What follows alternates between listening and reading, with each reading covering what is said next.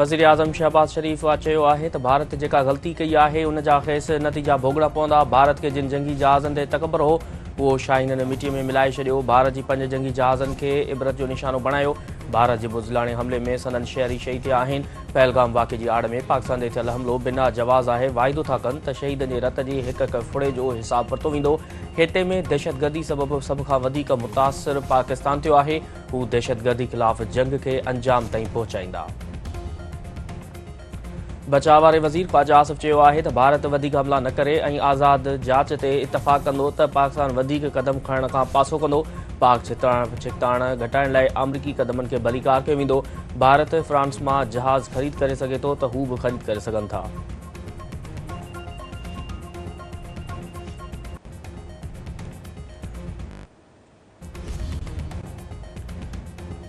भारत जी रात जी ऊंदाही में पाकिस्तान ऐं आज़ाद कश्मीर जे 6 हंधनि ते बमबारी, औरतुनि ऐं ॿारनि समेत 31 शहरी शहीद ऐं 57 ज़ख़्मी। पाक फ़ौज तरफ़ां भारत खे मोटोड़ जवाब। राफेल समेत 5 भारतीय वेढ़ाक जहाज़ ब्रिगेड हेडक्वार्टर ऐं 7 ड्रोन किराए तबाह कया विया। भारतीय चेकपोस्टनि खे बि नुक़सान। भारतीय फ़ौज जोरा ऐं जरीकोट सेक्टर में अछो झंडो फड़काए शिकस्त क़बूल करे वरिती। DGISPR लेफ्टिनेंट जनरल अहमद शरीफ़ चौधरी जो चवणु आहे त क़ौमी सलामती कमेटीअ पाक फ़ौज खे जवाबी कार्रवाई जो मुकमल इख्तियार ॾिनो आहे। पाक फ़ौज LOC ते भारत खे भरपूर जवाब ॾेई रही आहे। अमन वारी ख़्वाहिश खे कमज़ोरी न सम्झो वञे। मुल्की ख़ुदमुख़्तारी ते बि का सौदेबाज़ी न कई वेंदी। Army chief general Syed Asim Munir तरफ़ां एयर हेडक्वार्टर जो दौरो। Air chief marshal Zaheer Ahmed Babar तरफ़ां हाजियां। जनरल आसिम मुनीर तरफ़ां भारतीय जहाज़ किरण ते एयरफोर्स जी वाकाण। आर्मी चीफ खे जंगी सलाहियत बाबति ब्रीफिंग।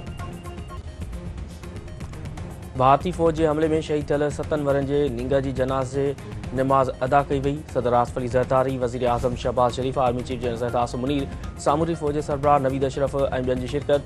वज़ीर आज़म शहबाज शरीफ़ जो चवणु आहे त भारत तरफ़ां बेगुनाह औरतुनि ऐं ॿारनि ते हमलो बुज़दिली जो बदतरीन मिसाल आहे। भारतीय हुकूमत जी अॻराई खिते जे अमन ऐं सलामती लाइ ख़तरो आहे।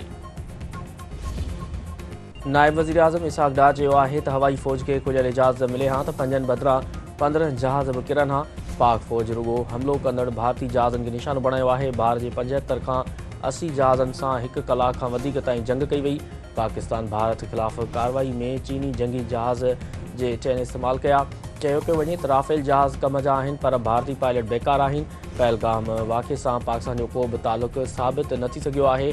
आबी ज़ख़ीरनि ते हमलो आलमी कानून जी संगीन भञकड़ी आहे। पाणी रोकियो वियो त जंग जो ऐलान तसवुरु कयो वेंदो। पाक 5 भारतीय जहाज़नि खे मच्छरनि वांगुरु केराए तबाह कयो। भारत तयारी करे हाणे पाकिस्तान हमले जो जवाबु ॾींदो। हमले जो जवाबु पंहिंजी मर्ज़ी ऐं तरीक़े सां ॾिनो वेंदो।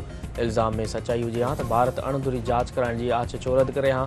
भारत पाकिस्तानी हदुनि में डैमनि ऐं ॿियनि अॾावतुनि ते हमलो कयो। PP chairman Bilawal Bhutto Zardari.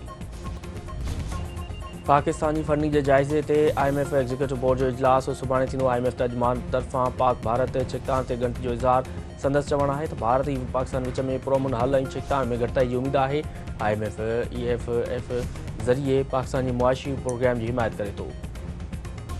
अमरीकी सदर ट्रंप पाकिस्तान ऐं भारत विच में अमन जे क़याम लाइ मदद जी आछ करे छॾी। संदसि चवणु आहे त हू पाकिस्तान ऐं भारत ॿिन्ही खे चङी तरह सुञाणे थो। ॿिन्ही सां लॻंदी आहे जेकॾहिं हू कुझु मदद करे सघे थो त ज़रूरु हाज़िर थींदो।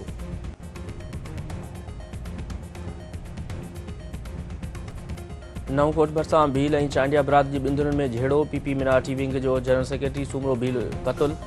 पुलिस जो चवणु आहे त ज़मीनी तकरार तां झेड़े में सूमरो भील क़तल कयो वियो आहे। वाक़े में मुलविस जवाबदार खे जल्द गिरफ़्तार कयो वेंदो।